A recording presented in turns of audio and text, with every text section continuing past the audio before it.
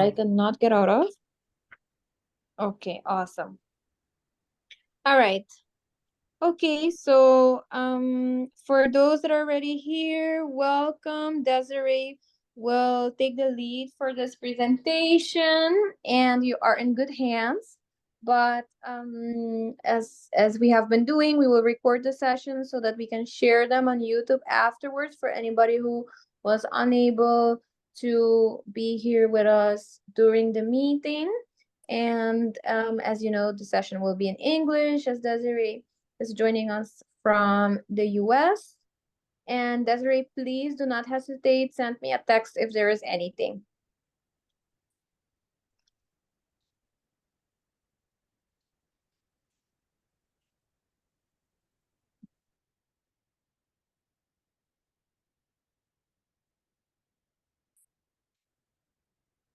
And then let me just see.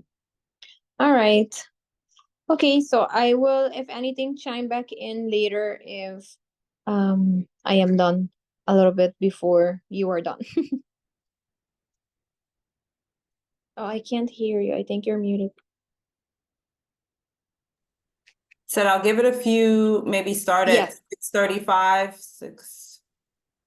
Yes, yes. I mean, it's still early, so maybe give people a couple of more minutes, and then you can just go ahead and people might join in after. And I will just make sure to share it on our YouTube as well um during the week so that people can rewatch it if they have to. Okay, no problem. Yeah. Thank you so much. You're welcome. Bye. Bye.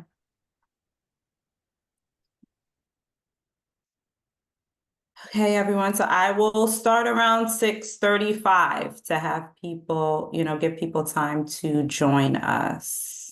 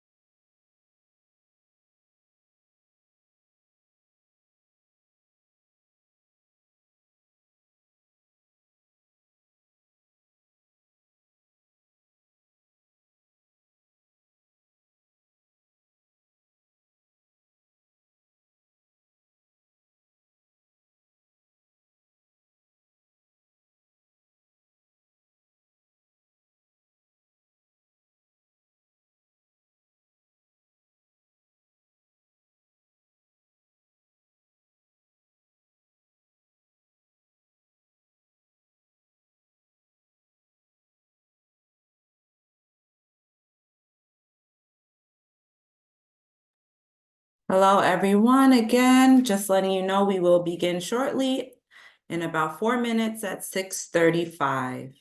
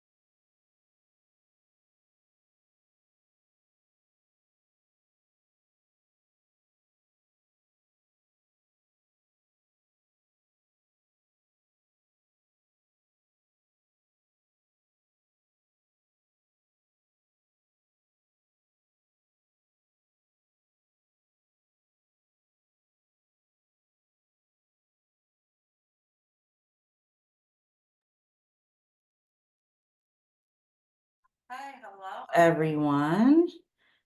Thank you for joining me today. Today we're going to be talking about discipline versus punishment. But feel free to unmute yourself, ask questions. Also write in the chat if you have questions. If you see me looking to my left, I have another screen open where I'm monitoring the chat. So feel free to put your comments or questions in there. Also, you can let me know now if you like, if you're a parent or you an educator, do you work for a nonprofit or organization? Just so I know who I'm speaking to today and I can kind of tailor some of the information to your role. Educator. Okay, wonderful. Okay, so for educators, you know, you can also jump in with some of the things you share with parents, or some of this can also be used in the classroom, just in a slightly different way at times. Okay, another educator. Hi.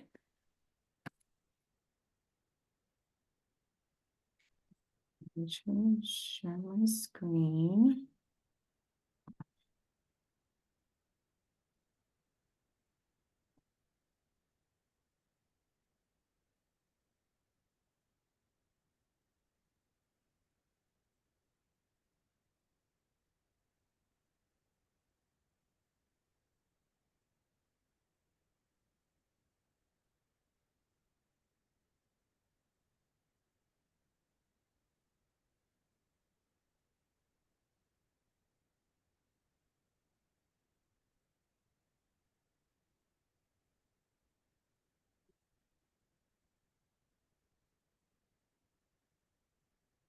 Sorry, give me 1 second, everyone.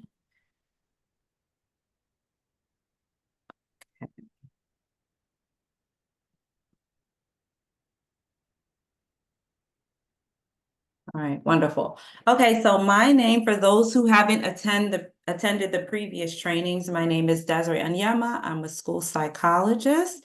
I currently work in a specialized high school in New York City. I've been in that role for about 9 years. I've worked with children as young as 6 months up until adulthood, because prior to working in the school system, I've worked with nonprofit agencies. So this is a topic that a lot of parents ask me about in my current role, and in working for previous agencies with families in the home. This is something I would also discuss with families. So I'm hoping that today's workshop will be helpful to you. Just looking through the chat again. Okay. Teacher, school psychologist, wonderful, educator. Okay, so discipline versus punishment. We're going to explore today what is the difference between the two. In previous trainings, I don't know if you were here for the workshop on challenging behaviors, but we talked about behaviors and how to address challenging behaviors and inappropriate behaviors. And I shared with the participants there that keeping on the role of a teacher is primary. So the goal is to teach the child appropriate behaviors and appropriate ways to interact with others. And teaching will also be the foundation of what we discussed today. Okay, so the objective today is to understand the difference between discipline and punishment, to learn about different discipline methods, to learn strategies for effective discipline, and where to start. I left that for last because that is the point I want to drive home. A lot of times it's a lot of information. Parents can be overwhelmed as to where to start. But I always say, if you start with having daily schedules in your home, having home rules that are clearly understood, and reward systems, that is the perfect place to start. And then you can build upon that with the various discipline methods that we'll be discussing today. Okay, reasons for children's misbehavior. So in terms of, again, the previous training, we talked about a lot of times it can be due to a child wanting to have their needs met and not knowing how to have their needs met in an appropriate manner. Like requesting for assistance, requesting for help, communicating their needs. So they may act inappropriately to get those needs met. So that's one of the reasons. Children not understanding limits or learning limits. As you grow older, from toddler upward, you begin to understand limits. Children wanting to test limits. Children wanting independence and the need to feel in control, whether it's of their environment, control of situations happening around them. children have been rewarded for their misbehavior in the past, so they continue to engage in those behaviors, or children copying bad behaviors, mimicking behaviors that they might see from their peers in the classroom. It could be from family members or behaviors that are modeled in the home. So we just want to, these are some examples of why a child might engage in behaviors that don't align with a family's rules or just are inappropriate. And just a quick note, if you're not muted, could you please mute yourself? Thank you. And if you have a question, you can just put in the chat, or you can unmute yourself and say, I have a question. Okay, so we're going to jump in. What is discipline? So discipline is proactive and educational. So the aim and the goal of discipline is to teach children appropriate behavior and skills for self-regulation. Give me 1 second. Okay. So yes, the goal of discipline is to teach. That is the main thing that we should be focusing on when we talk about discipline: leading and teaching, modeling appropriate behavior, and teaching the child how to engage in appropriate behavior. It's creating an environment for a child to learn positive changes. So we know that children will make mistakes. So the environment is not supposed to be, it's supposed to be an environment where a child feels safe to ask questions, to make mistakes, and to learn how to engage in more appropriate behavior as time goes on. And also it helps children learn to control their behavior so they can act in accordance to their ideas of what is right, not because they fear punishment. So a lot of times, even in my sessions, I'll ask children about a rule that might be a rule in the classroom or a rule at home. They're able to recite the rule, but they're not able to tell me why they should engage in this behavior, which is essential. If your children should be able to understand why they are following certain rules. So then it becomes an internal idea of what is correct and what is right, and they're not just engaging in the behavior because they fear punishment. If the child is engaging in behavior because they fear punishment, they may only engage in the appropriate behavior when they're around the adult figure that imposes punishment on them, but not necessarily across environments or across people. And when we want children to engage in appropriate behavior, we want it to be across people and across environments. Okay, and the effects of discipline. Why should we be implementing discipline, whether it's in the home or in the classroom, but especially for parents? It helps to build the child's self-esteem. So children learn that I have control over my behavior. I can engage in positive ways. And when I do, I get rewarded, I get praised for it.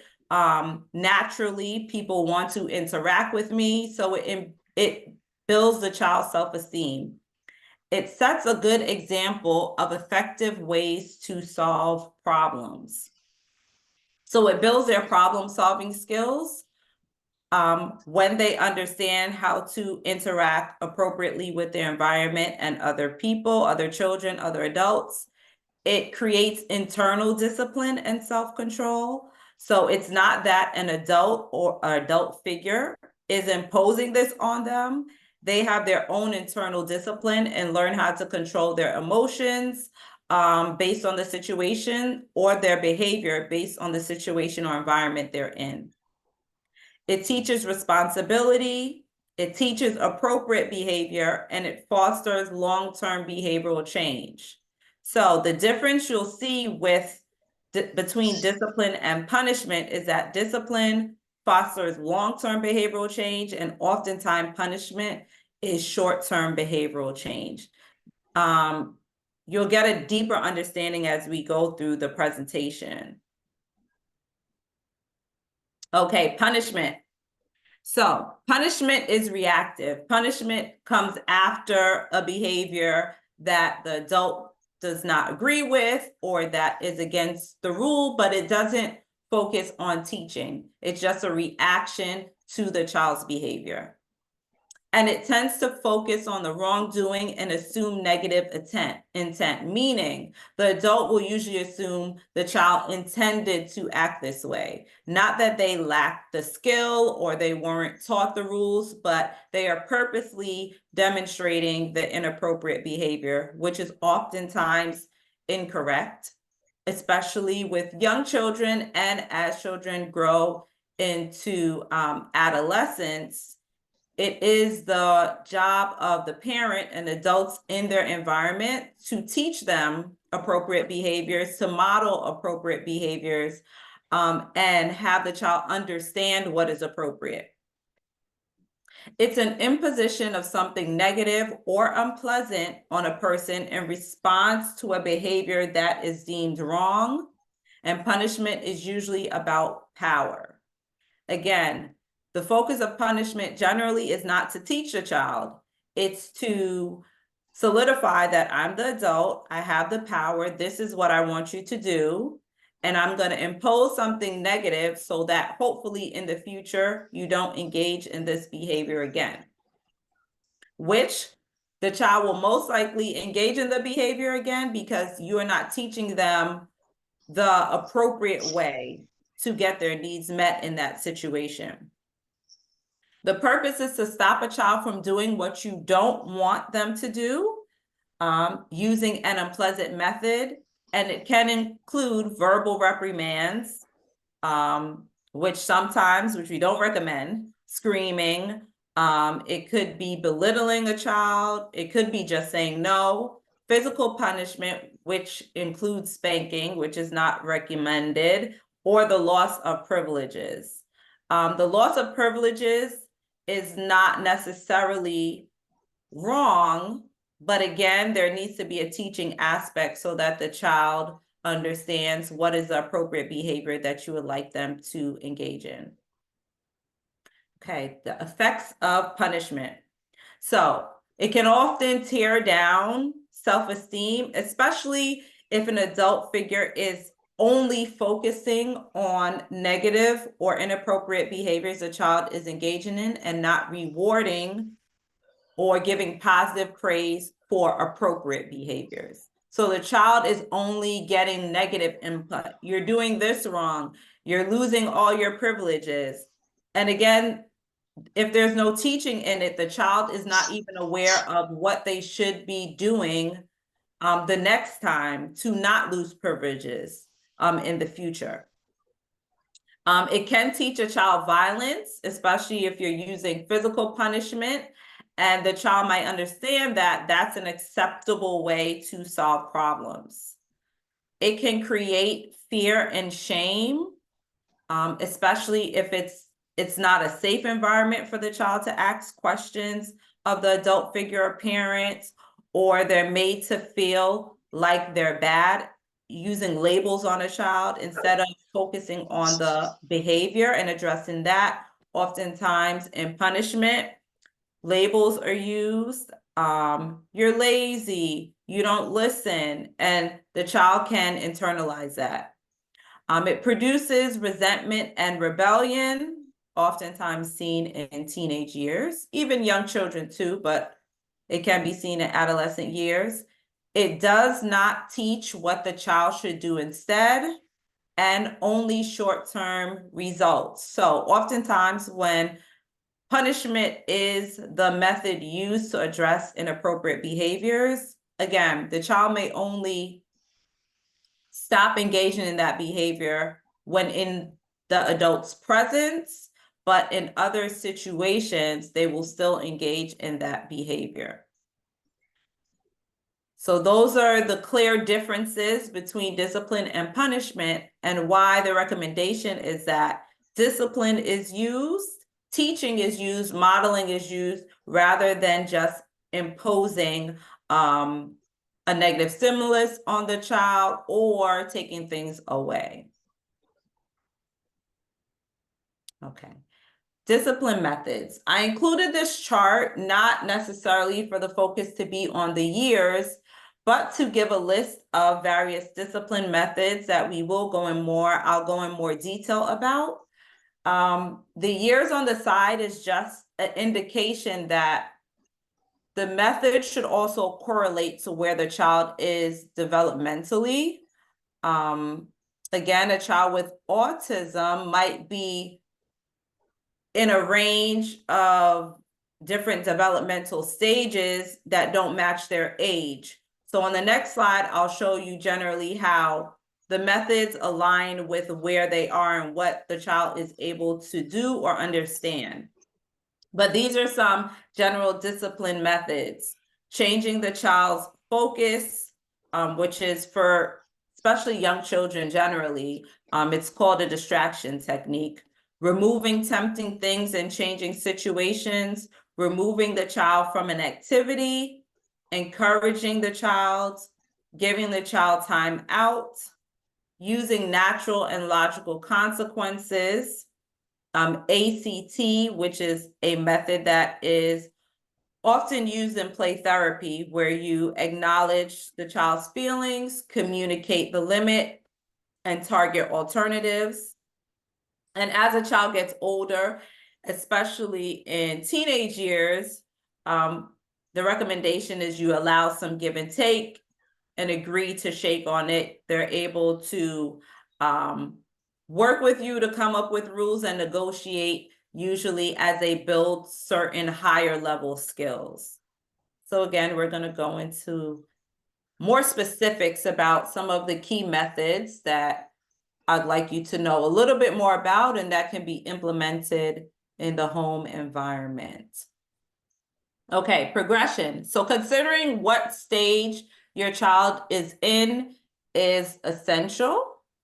So younger children usually are naturally curious. They're beginning to explore their environment.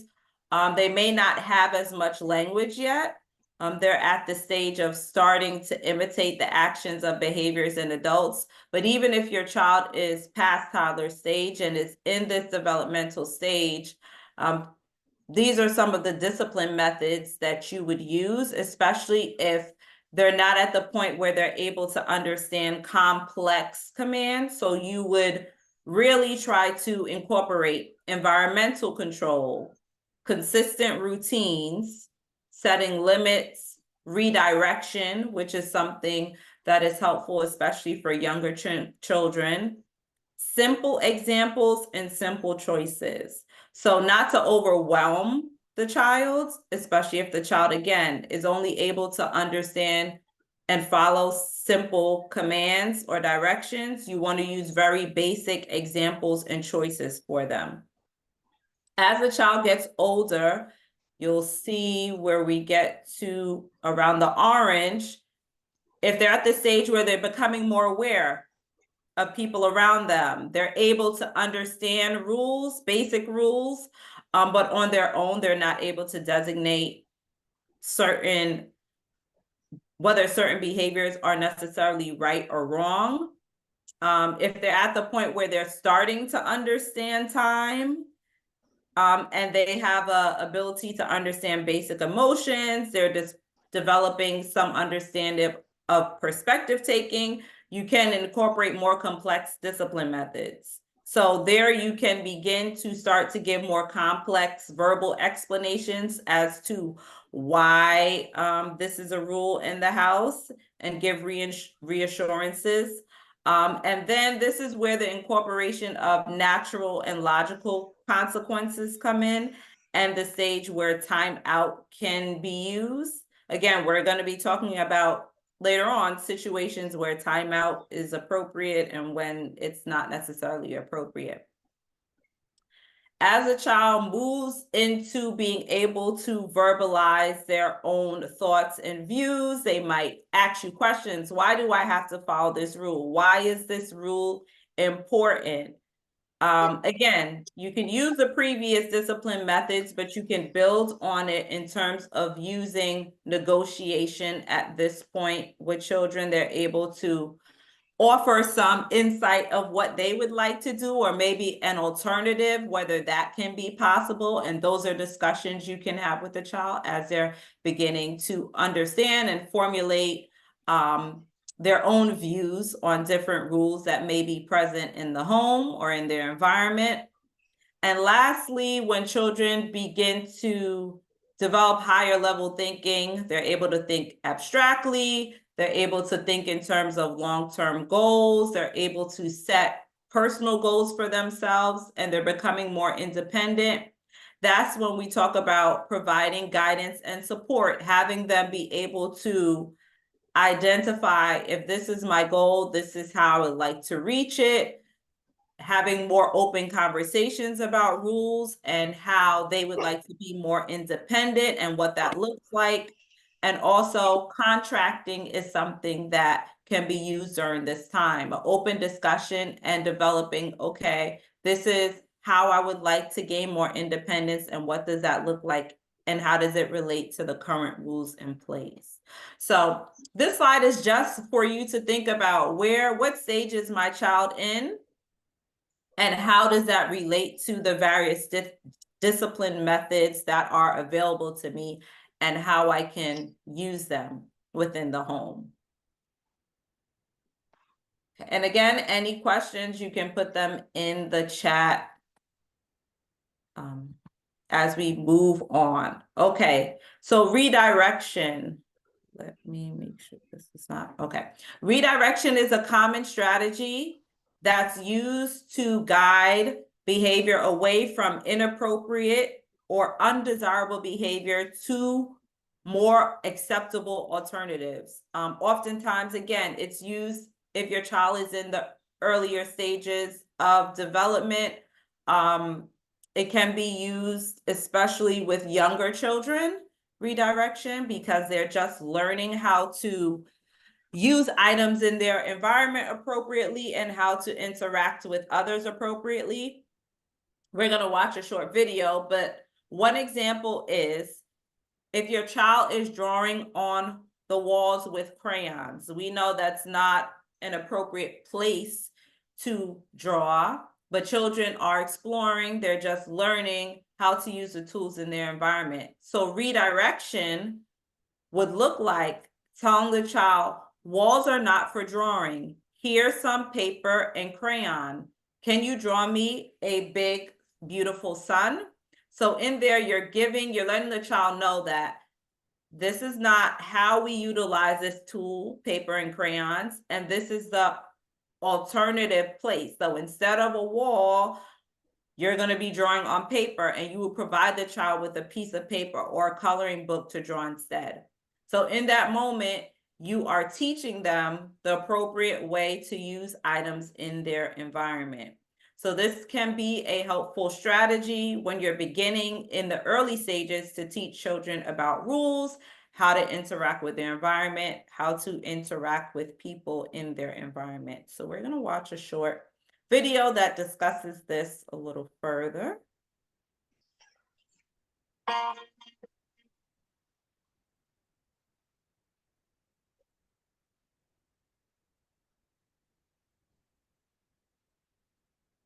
One of the most effective tools we have as parents is redirection. When we honor a child's impulse to explore and investigate their world, but redirect them into positive action and an appropriate choice, we are being respectful to the child. We can come down to the child's level, touch them, acknowledge their idea, let them know what the limit is, and then redirect them. For example, your child is climbing on a chair. You'd say to the child, I see you want to climb. The chair is not safe. Let's find somewhere else that you can climb. When we do this, we are coming from a place of understanding where the child is developmentally, and yet we're still moving them into positive action.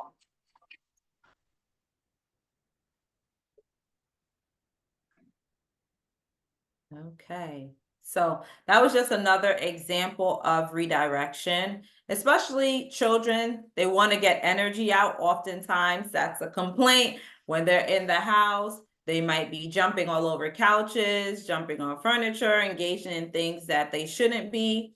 And we want appropriate ways, to learn appropriate ways to get their energy out or to engage in physical activity. We just need to teach them the appropriate way. So redirection is a strategy that parents can use in the house. And again, the key is teaching the child in simple terms how to engage in that behavior, but in a more appropriate manner. So that's one of the discipline methods that can be used.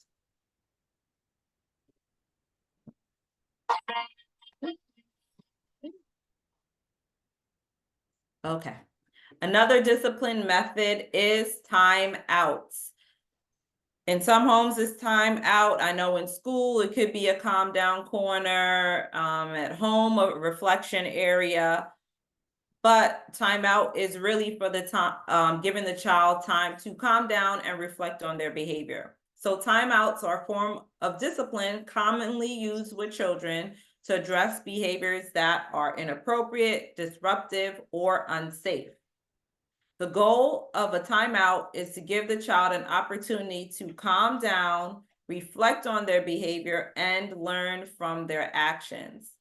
So I underline that part because if it's used incorrectly, you're just putting a child, it would look like putting a child in a corner just to sit because they engaged in a unsafe behavior, an aggressive behavior, inappropriate behavior.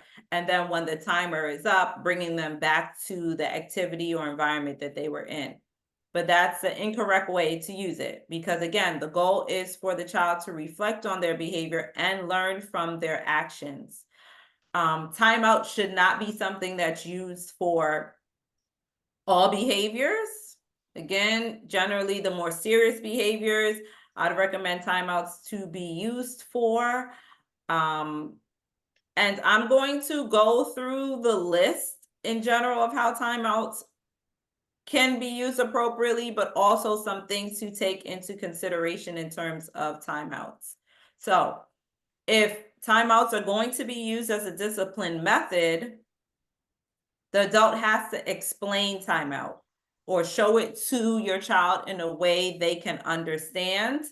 Generally, it should be explained when the child is calm. It should not be a strategy that's introduced initially when the child engages in a behavior. You have to teach it when the child is calm. For instance, if it's an area in your house, maybe it's in the dining room, you would say to the child, okay, this is a place that you can go. This is a place that mommy has, daddy has for you to go to calm down and reflect when you do not follow the rules or you need time to think about your behavior. You would show them the area, the specific chair or couch that you're going to use. Again, it should be away from toys and lights and it shouldn't be a place that is overstimulating. So you would explain it to the child in a way they can understand. Make sure your child knows what behaviors lead to timeout.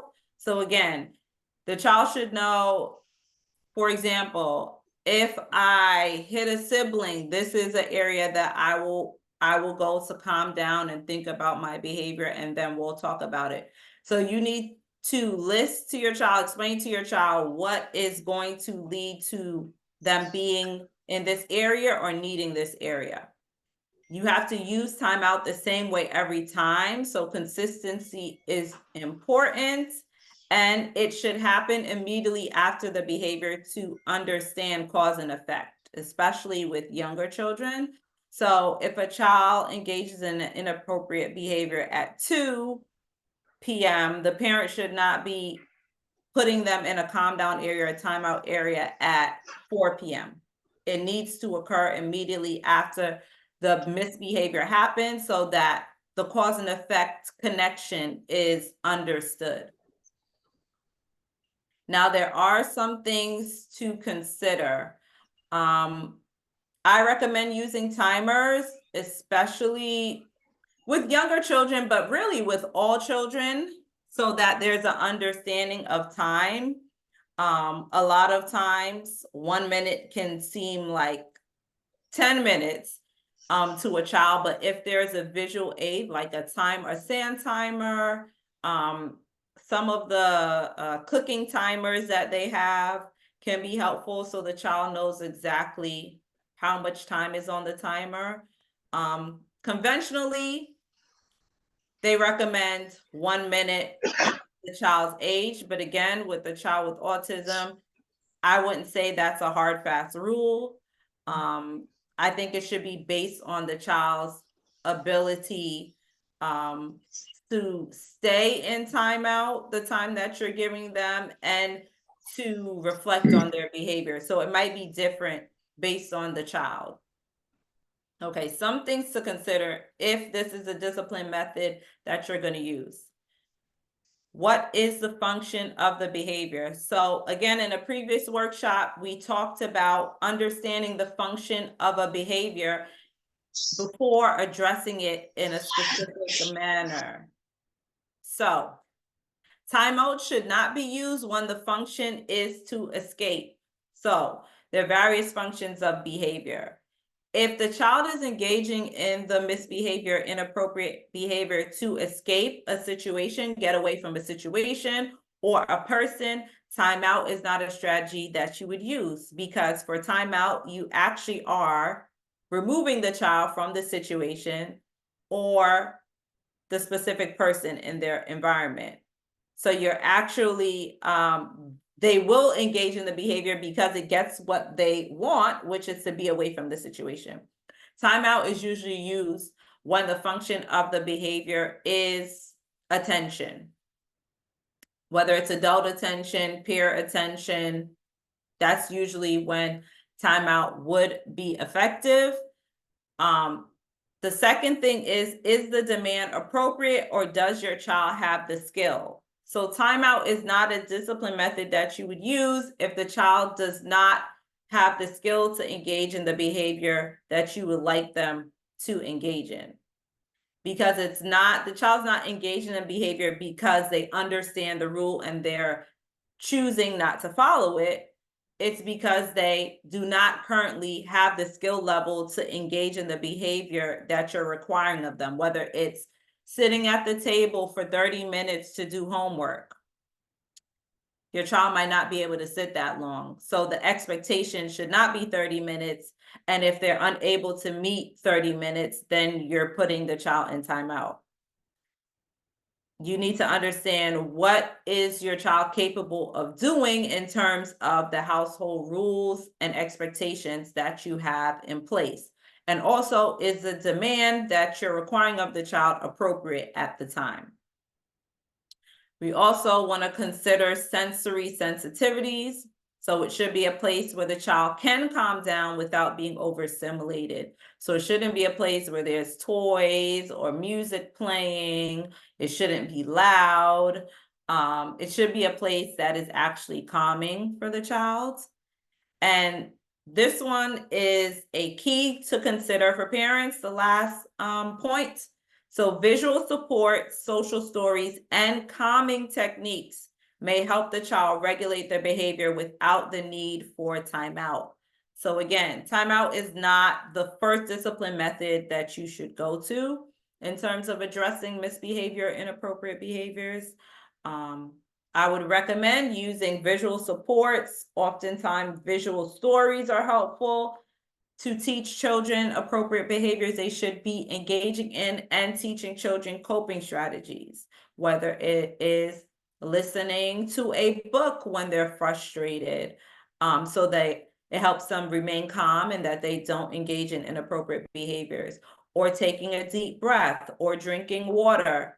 These are things that should be taught to a child beforehand, and it's recommended to use those techniques first rather than timeouts. So again, some things to consider.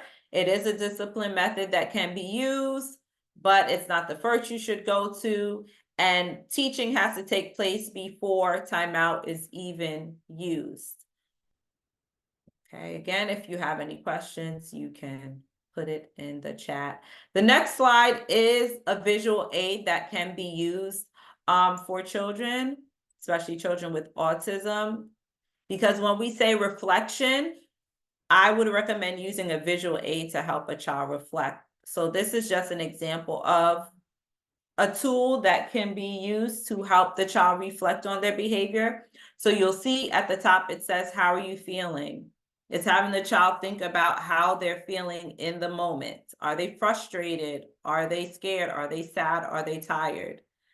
What did you do? What was the behavior you engaged in that doesn't align with the expectations at home or the household rules?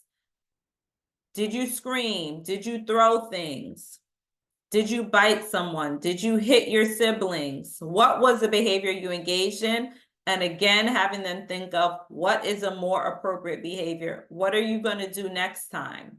So if the child is frustrated and they hit their sibling, next time when you're frustrated, what can you do? One of the choices is ask for a break. So that again is teaching the child how to respond when they feel negative emotions, what to do, what strategies they can use. Again, the focus is on teaching them rather than punishment. So that's the first discipline method that hopefully this gave you a better understanding of how you can incorporate it. Okay, natural consequences. This is a helpful discipline method, especially as children get older. A lot of times parents are nervous about letting natural consequences happen, but it is something that can be helpful. So, natural consequences are outcomes that occur as a direct result of a child's behavior without any intervention from an adult. They provide children with valuable opportunities to learn from their actions and develop important life skills such as problem solving and responsibility. So natural consequences are what would naturally happen if an adult didn't intervene in the situation, and having the child understand, when I engage in this specific behavior, these are some of the consequences that might happen. And are they pleasant? And do I want to continue engaging in this behavior? So these are some examples. For getting a jacket, oftentimes children might give parents a hard time putting on clothing. And if a child refuses to wear a jacket on a cold day, the natural consequence may be feeling cold when they go outside. So in that moment, if a child is refusing to put on a jacket, you've been there for 5 or 10 minutes, allowing the child to step outside and feel the weather for themselves and say, how do you feel right now? If the child's able to answer or show you, or you notice that they're going like this, you can say, do you feel cold? Child might say yes. If you go outside without a jacket in this weather, you might feel cold. Would you like to put on your jacket now? So that's a teaching moment for them to understand. If you refuse to do this behavior, or you forget, for older children, if teaching them responsibility, if you forget to bring your jacket with you, you're going to feel cold. Another example, not eating dinner. If a child refuses to eat dinner, the natural consequence may be feeling hungry later in the evening. So in that situation, they're refusing to eat dinner, not forcing them to eat it, having the child experience hunger, and then reminding them, see, when you don't eat dinner at this time, this is the time you feel hungry. You're going to feel hungry later in the evening. And then you're also tired because it's closer to bedtime. Not doing homework. If a child chooses not to do their homework, the natural consequence may be receiving a lower grade. So especially some children that care about rewards from teachers, positive praise from teachers, a child not doing their homework and not receiving that positive praise or that positive sticker on their paper or mark, they'll understand the importance of doing homework. So this is natural consequences, though sometimes it does not, the cause and effect might not click for children right away. So it might be something that you need to allow over time so the child begins to learn and draw a connection. Again, with natural consequences, there are some things to consider if you are going to use this as a discipline method. Okay, so children with autism have a varying level of understanding regarding cause and effect. So you may need to use visuals and social stories along with natural consequences for it to be an effective tool for them to understand. So in terms of not putting on a coat, you may also look online or create your own social story about a child that forgot their coat and then they felt cold all day. And because they were cold, the rest of their day didn't go well. So it's solidifying for the child what the behavior is and what are the possible consequences that might occur. So that's something to consider. Another thing to consider is each child with autism is unique. They have different strengths, challenges, and sensory sensitivities. So it's important to consider these things. I'm going to give you an example of where natural consequences wouldn't be a discipline method to use. Okay. A child running. We know that running is a behavior that's not safe. So sometimes children with autism have sensitivities to noise. So a parent brings a child to a concert. It's loud there, so the child begins to run, right? The child might fall. Some people would think, okay, the child ran, they fell, now they understand I should not run. But in that situation, there were other things going on. They were running not because they had an impulse to run and they knew that it was against the rules, and now you're trying to allow them to understand what might happen. In that situation, it was almost a flight response based on the sound. So in that situation, they might not connect, because when you're in a flight response and you're just trying to get away from something that's uncomfortable or that hurts, it's very difficult to connect natural consequences in that situation. And if the child is in that situation again, where there is loud noise or there's a sensory sensitivity, they will most likely engage in that behavior again. So natural consequences is not a method that we would use or that would work in that situation where something else like a sensory sensitivity is affecting the situation. So there are situations where natural consequences are not a method that would generally be effective with a child. They may need more time and repetition to understand and learn natural consequences. Again, it's not going to happen the first time. For example, if a child is hitting peers and then children in their classroom no longer want to play with them, or they chose not to play with them that day, that was a natural consequence that occurred, but it may take a while, especially if the child enjoys spending time with that specific peer or peers. It might take a while for them to understand, wow, when I hit my friends, they don't want to play with me.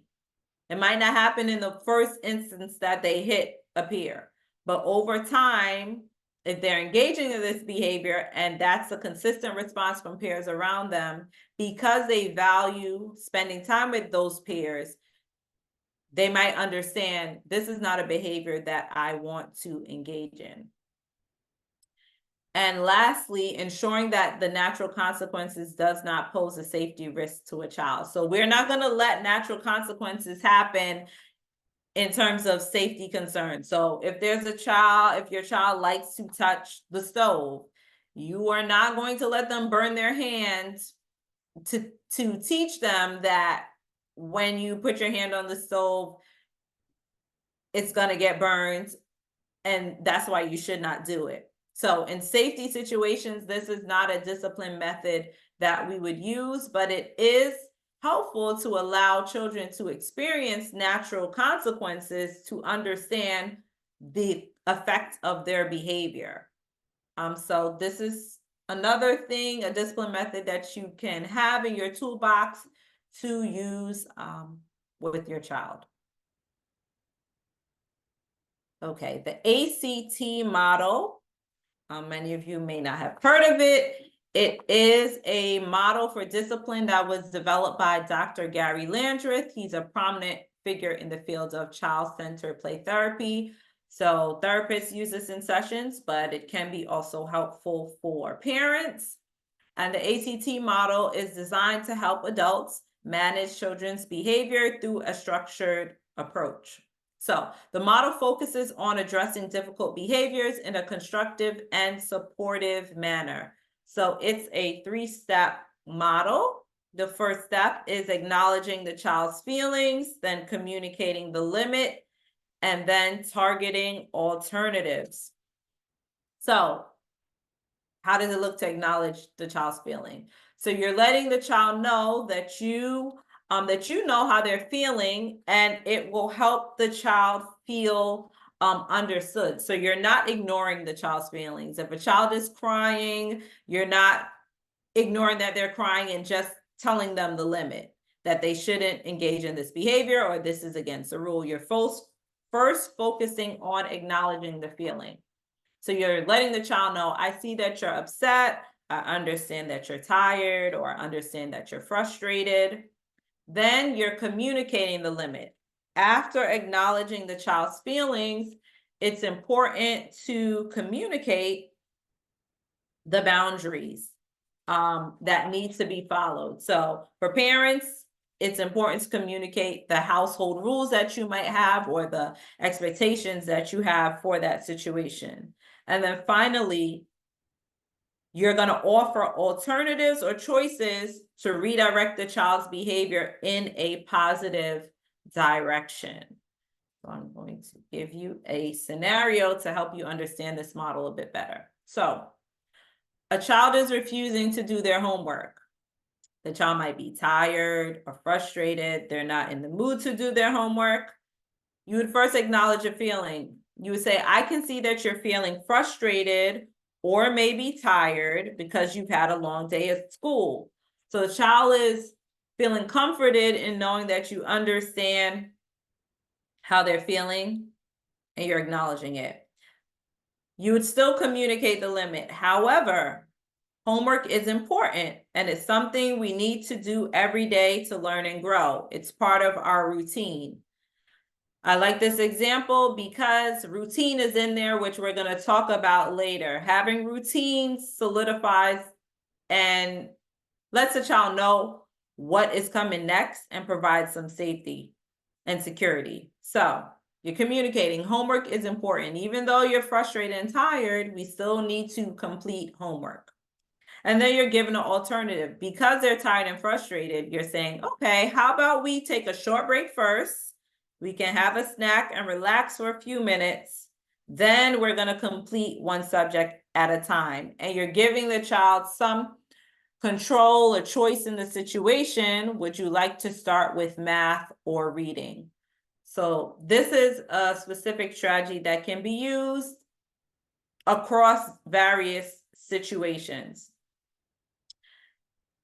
Sometimes these 3 steps may not work. So what if the 3 steps don't work? In the case that the child may still refuse, you gave them a choice, you acknowledge their feelings, they still communicate to you, whether it's by their body or verbally, I still don't want to do this. I still don't want to do homework. I'm not doing it. I'm angry. This is when you would add in a consequence while still providing a choice. So you would say, if you choose to, it's unwanted behavior. If you choose to refuse to do your homework, then you are choosing to, it could be not watch your favorite TV show before bed. And again, this is where routine is helpful, because in your household, if you have a schedule that your child knows, when I get home from school, I might get a snack, then I have to do my homework, and then after I finish my homework, then I watch TV for 30 minutes, or I use my iPad, and then I start getting ready for bed. It's easier for them to understand the consequence that might come next, because they know in the sequence that's what usually will come next, but you have to complete your homework first. So you could say, if you choose to refuse to do your homework, then you're choosing not to watch your favorite TV show. But if you choose to do the math homework with me, then you're choosing to, and whatever the reward is, then you're choosing to watch your favorite show for 10 minutes, whether it's then you're choosing to put a sticker on your sticker chart. Whatever the reward you have in your home for positive behavior, that's where you would put it in, and then you'll ask a child, what do you choose? And if they choose to do the desired behavior, then following, you say, oh, I'm so proud of you for making a positive choice. When they engage in their behavior, you give them the praise and they earn their reward. And if they choose not to, again, you follow through. You have to follow through with the consequence in this situation for it to be a strategy that works. So this is a strategy that can be helpful with children. But again, before this discipline method is used, you would have to have in place a reward system. I would recommend a structured schedule in your home, and the child has to be aware of the household rules and the expectations for this discipline method really to be effective in your household. Any questions? Again, put them in the chat. Feel free or unmute and ask a question. Okay, so we went over a few strategies. Again, we went over redirection. We went over natural consequences. We went over the ACT method. Those are 3 methods. I didn't want to overwhelm with too many, but those are 3 methods that I think will help you if you're having some issues with some behaviors that your child is demonstrating in the household. So strategies for effective discipline. In general, for discipline to work, again, there has to be clear expectations and rules. Your child should know the rules in your household, the expectations that you have for them, and you should give them a reason as to why these rules are in place. That's an extra layer that's often forgotten, but it's very helpful for children to know why this is a rule, whether it's for safety, whether it's because this is how we communicate with others. We don't scream, we don't hit people, we have to respect others' bodies, we need to communicate respectfully with other people, providing them a reason as to why you have these rules with them. I like displaying rules. We'll go over that later. So if you have a place in your house to display the household rules, and everybody in the house signs the rules, so it's like a family activity when you do it, that's also helpful. Consistency. You have to be consistent with the discipline methods for them to be effective. Clear communication. Again, for some children, it's verbally. For some children, it's pictures. For some children, using social stories, videos. However you can communicate with your child for them to understand, that is what I recommend. Positive role modeling. So as an adult in the house, you should be demonstrating and following the household rules as well. So if a household rule is that we respect others by speaking in a calm voice, then as the parent or the adults in the household, you should be demonstrating that for the child. Involving your child in the process. Make your child feel like they're a part of the process. We are going to be talking about that later when we talk about reward systems and creating the rules, but your child should be included in the process of creating household rules, coming up with household rules. They should have input in the reward system that you have in your home. All of those things let your child feel a part of the process and not feel like it's just being imposed on them. Positive reinforcement, from verbal praise to reward systems, that should be in the home as well for effective discipline, and building a supportive environment. Having your child feel comfortable that they can make mistakes, that you understand that they're learning, that it's a safe environment, and that the goal really is to teach them, not for them to experience negative emotions, but you're preparing them to be more responsible. You're preparing them to be able to be a good decision maker. So using positive words within the household, using positive affirmations within your household will or is important for effective discipline. Okay, so we're going to use a scenario where we look at a child's behavior and show you the difference between how you respond when you're using punishment, which is not recommended, and how you would respond if you're using discipline as a response to a behavior. Okay.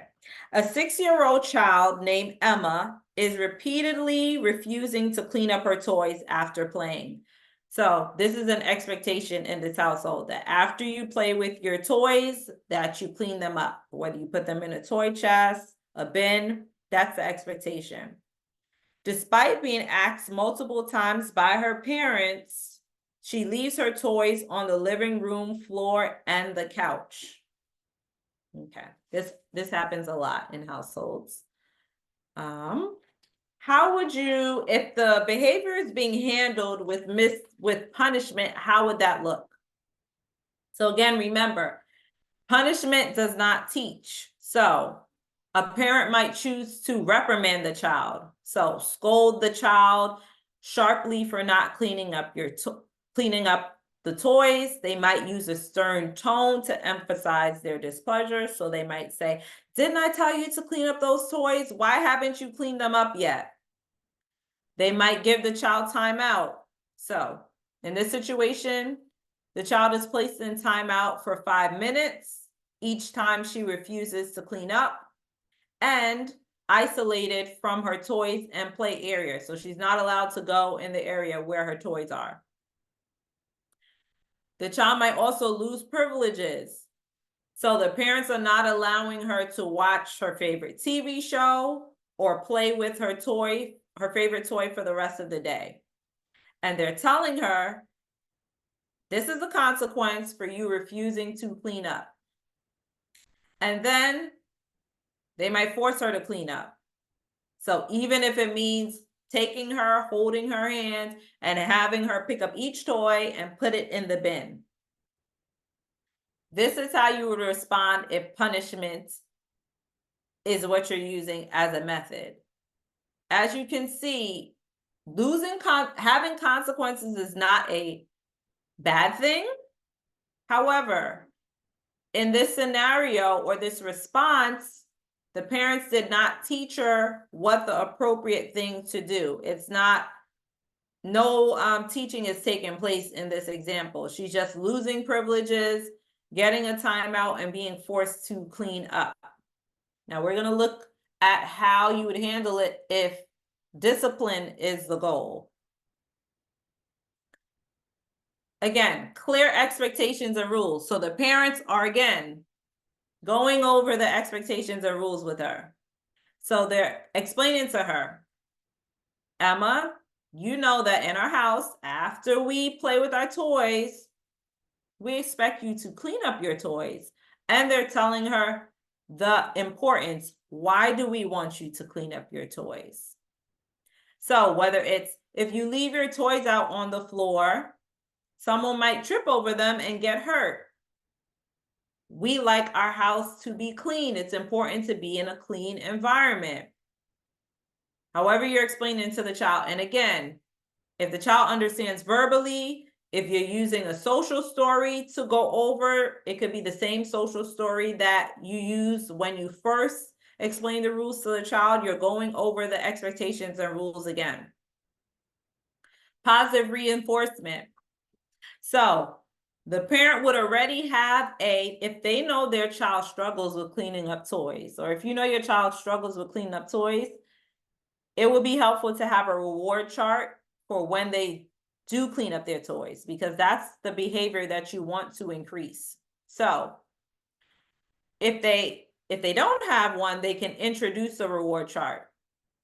If they do have one already, they would show her the reward chart. So in this one, they're introducing a reward chart where Emma earns a sticker each time she cleans up her toys. After earning a number of stickers, she can choose a small reward like a favorite snack or extra story time. So hopefully you would have had the child choose what the reward is, because it's not just what the child likes, it's what will motivate them to engage in this specific behavior. So she's learning that if I do this, I earn rewards. So it motivates the child to engage in this behavior that you want to see from them. You involve them in the process. So engage her in the cleanup process. Turn it into a fun activity, whether you have a cleanup song that you play every time that you clean up toys together, or you put on a timer. Last time you were able to clean up in 4 minutes. Let's see if you're able to clean up your toys in 3 minutes. You're involving her in the process. Natural consequences, you're explaining that to her. Explain that toys left out might get lost or broken, and allow her to experience these natural consequences if she doesn't clean up. So there are consequences. If you leave your toys out the next time, they could be broken, and that's something that the child would have to understand. You'd walk them through the process if they become frustrated. And then again, you're going to be a role model as a parent or adults in the home. Model cleaning up. When you're cleaning up, involve them in the process so that the child knows it's not just them that needs to clean up in the house. Everybody as a family cleans up. So that's a clear example. And again, if we keep in our mind, discipline is teaching. Discipline has to include teaching. Then I think it will be easier to remember if you're responding in a way that's discipline or punishment. Okay, how do I start? I gave you a lot of some discipline methods to think of and see how it could be effective. But I always tell parents, if you start with the basics, the foundation, it's a good place to start. And then you can add on these different discipline methods once you get the foundation set. What is the foundation? Again, daily schedules, using daily schedules in your home, clear rules, and reward systems. So why are daily schedules important? They're important because it provides structure for the child. It has the child understand what is going next, understand how their day is going to go. It provides security. So daily schedules, predictability and routine. It is good to have a child get into a routine at home. Visual supports. It's not just verbal. You'll have the daily schedule posted. Could be multiple places in the house. It could be in the child's bedroom. It promotes independence. So if you have a child, a schedule placed in the child's living room, you can have them look, what are we going to do next? Okay, we just had dinner. What comes next? Okay, after dinner, we have 30 minutes of iPad time. The child, after a while of having the schedule, they'll learn how to follow the schedule on their own or more independently. It improves focus and attention. and it enhances communication. So that's the benefits of having a schedule. These are some examples of some schedules that you can use. This one is online. If you type in daily schedules, a lot of things come up. This first schedule is from the CDC. So you see here, the child has a schedule and then they check it when it is complete. So they know, wake up, you can have in their room. A dry erase marker if you laminate it. Oh, I woke up. All right. Ate breakfast. I got dressed and brushed my teeth. And as they go through it, they can check it off. And again, you can have a reward system aligned with it that when they get, if they have even, because we don't have to shoot for perfection, but if they do most of them, or 5 out of 7, or 8 out of 5 out of 8, that they get a sticker on their chart, and that goes to a reward. They also have reward charts on Amazon that can be helpful. You see the one at the bottom here. You can write in the schedule. So it's something you can erase and you can write over. So that can be helpful. These are some things I recommend to some of the parents, and they've given me positive feedback of how it has worked for them in their households. So I recommend starting with a daily schedule. Then, as a parent, thinking of what are the house rules? And again, working with your child to create the house rules. A lot of children have a concept of rules because in school, a lot of teachers might have rules on their rules in the classroom on the wall. We walk when we're in the hallway, we sit in our seats, we keep our hands to ourselves. So school-age children are generally aware of rules. So it's important to incorporate them when you're creating household rules. What are the rules you have in school? What school rules do you think will be important to have in our home as well? And then why are rules beneficial? Predictability and structure, consistency, safety. Children learn boundaries, which is essential to interacting with their environment and other people. Social understanding, self-regulation, how to regulate their emotions to align with expectations and rules, and positive reinforcement when they follow rules, whether it's verbal praise, thank you for following the household rules. All of that is the benefits of having rules. So as a parent, sitting down with your child and outlining, I say write them down or use pictures also to indicate what are the rules that we follow in this house. These are some examples. You can have a blank sheet where you list the rules, and then again, everybody in the household signs them. You can find basic rules that they have on websites if you type them in.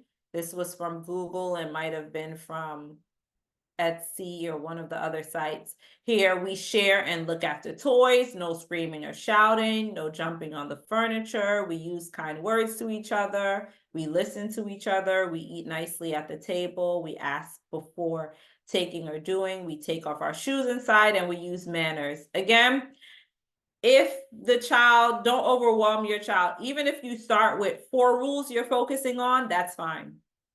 There might be more rules, but you can add on extra as your child masters some of these. But I'd recommend, again, them being in a place where everyone can see. And this third one, you can use it with older children.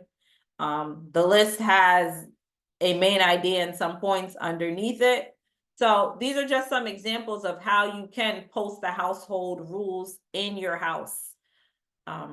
Again, use a visual aid, use a poster, use a paper. You can create however you like, and include your child in the process of coming up with household rules. And your child should know when you don't follow specific rules, what is the consequence? Again, this brings in the discipline methods, whether it's timeouts, whether it's loss of privileges, whether it's they don't earn a sticker on the reward chart. They have to have an understanding of when you don't follow these rules, what will occur. and consistency. And then a reward system, I'm going to be giving the last workshop on reward systems. I recommend every parent to have a reward system in their house. This is what parents have given me the most positive feedback about when I assist them in setting this up in their home. Reward system. It's a great motivator for children. Children are motivated by it, especially if the reward is something that they chose and they enjoy.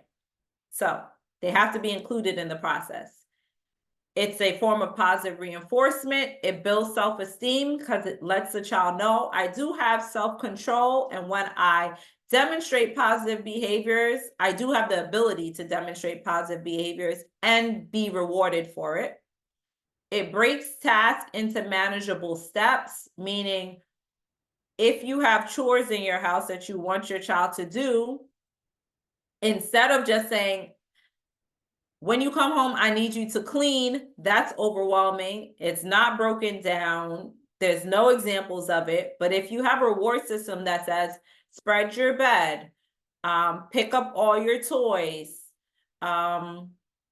put your books away, it breaks it down for the child. What are the exact behaviors that you're requiring them to do? And they're seeing they can check it off by themselves. So it promotes independence, encourages independence, and it allows them to earn, again, rewards. So I recommend every parent have a reward system in your home, and it's an activity that you do with your child. You don't create it on your own so that they can feel a part of the process.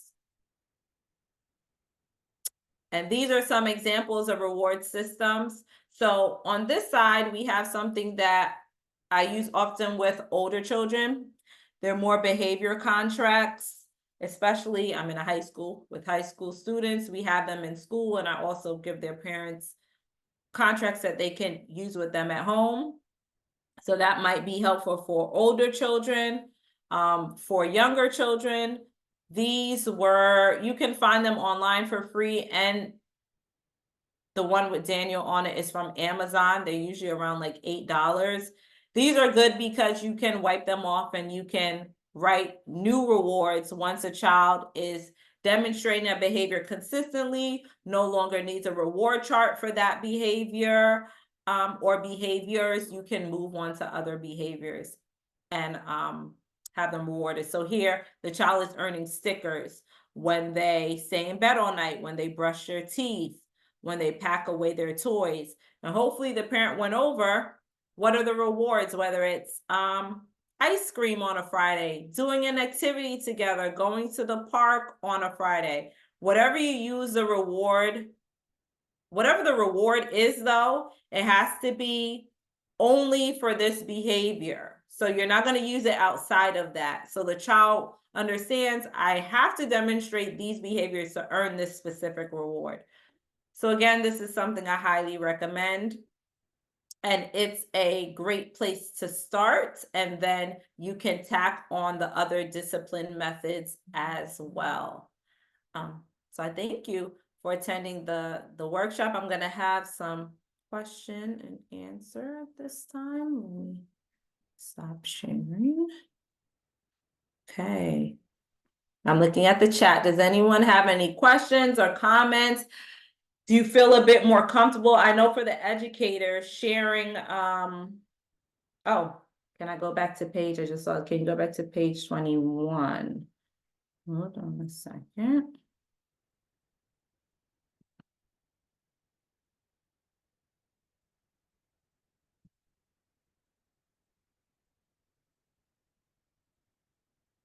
Oh.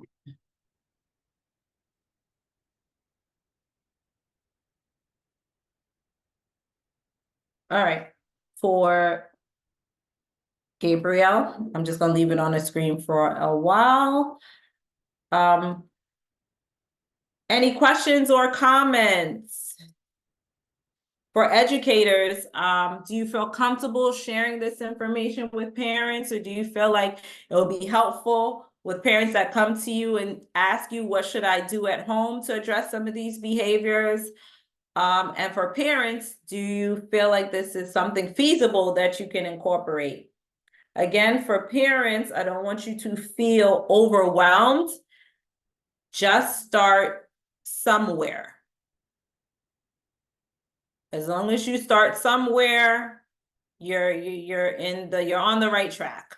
So again, if you start with thinking of what are the household rules, working on that with your child, having a reward system in place, and having a schedule in place, you're going to see improvement in some of the behaviors that you want to decrease.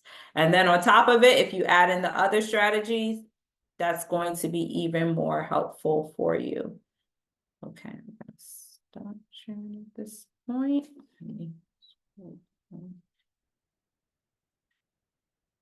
Sorry, let me just go back to the chat.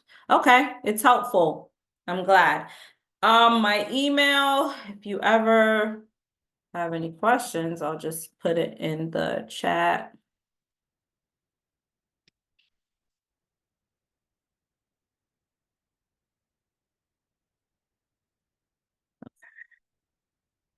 I love to connect with educators and parents. So if you have any questions, if you want to know where I get some resources from, Teachers Pay Teachers is a great resource for educators to use because they have everything on there in terms of daily schedules, reward systems, and they have free items that you can use. So that's wonderful for parents.